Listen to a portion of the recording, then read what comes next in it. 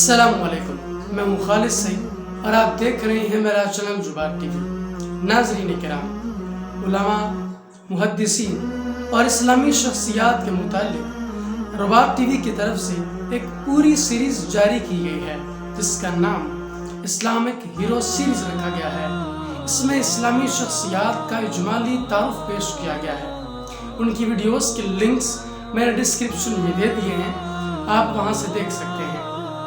ناظرین کرام، امت مسلمہ میں علماء اور محدثین کی ایک بہت بڑی تعداد ہے۔ اس تعداد میں بے شمار علمی شخصیات دیکھنے کو ملتی ہیں، اور کچھ ایسی بھی شخصیات تھیں کہ جو اپنے زمانے میں ایک زمانہ تھیں۔ انہی شخصیات میں سے ایک شیخ الاسلام محمد بن اسحاق امام ابن خزیمہ تھے۔ امام ابن خزیمہ 223 ہجری کو نیشا پور میں پیدا ہوئے، جو کہ دینی اور علمی اعتبار سے مرکز الاسلام کہلاتا تھا۔ آپ نے وہاں کے مشہور محدثین سے اکتساب فیض کیا۔ ابن خزیمہ نے بلاد اسلامیہ میں بہت سفر کیا اور علم و فن میں جس بھی محدث کا نام سنتے اس کی طرف کوچ کر جاتے، ان کے پاس جاتے، ان سے علم حاصل کرتے اور پھر اپنے شہر واپس آ جاتے۔ مصر، شام، عراق، کوفہ، بصرہ اور واسط نامی شہر کا بھی سفر کیا۔ وہاں سے علم و فن کے جوہر پارے اکٹھے کیے اور ایک نئی علمی شخصیت بن کر ابھرے۔ آپ نے علم فقہ اور علم حدیث کی تحصیل جن علماء سے کی ہے، ان میں اسحاق بن راہویہ، محمد بن حمید اور سلم بن جنادہ کے نام آتے ہیں۔ یہ اپنے وقت کے بڑے بڑے محدثین اور علماء میں شامل ہوتے تھے۔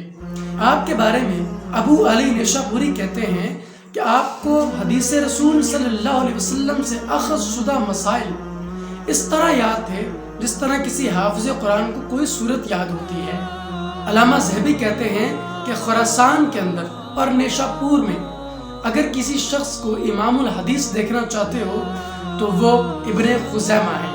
آپ کا مقام و مرتبہ بہت بلند تھا، لیکن آپ کی وجہ شہرت ایک کتاب تھی جس کا نام صحیح ابن خزیمہ ہے۔ اس کتاب کی شہرت کا عالم یہ ہے، اس کو بڑے لمبے عرصے تک بلاد اسلامیہ کے مدارس میں بطور نصاب شامل کیا رکھا۔ امام ابن خزیمہ کی وفات 311 ہجری کو ہوئی اور آپ کی تدفین نیشاپور میں کی گئی۔ آپ جیسا علم و فن کا ماہر شخص جب اس دنیا سے رخصت ہوا تو لوگوں نے آپ کے لیے مرثیے کہے۔ ناظرین کرام، کہا جاتا ہے موت العالم موت العالم۔ کسی عالم کی اگر وفات ہو جائے تو گویا پورا عالم ہی مر جاتا ہے، کیونکہ ایک پورا جہان ایک عالم کی شخصیت کے ساتھ ہی زندہ ہوتا ہے۔ اس کے علم سے فیض پانے سے ہی انسانیت زندہ رہتی ہے۔ اس لیے ہمیں چاہیے کہ ہم علماء کی قدر کریں۔ ناظرین کرام، اسی غرض سے ہم نے محدث سیریز کا آغاز کیا ہے۔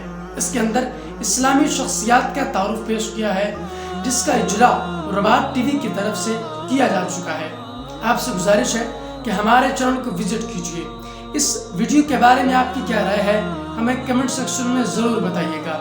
اب میں ملوں گا آپ سے ایک نئی اور انٹرسٹنگ ویڈیو میں، تب تک کے لیے اللہ حافظ۔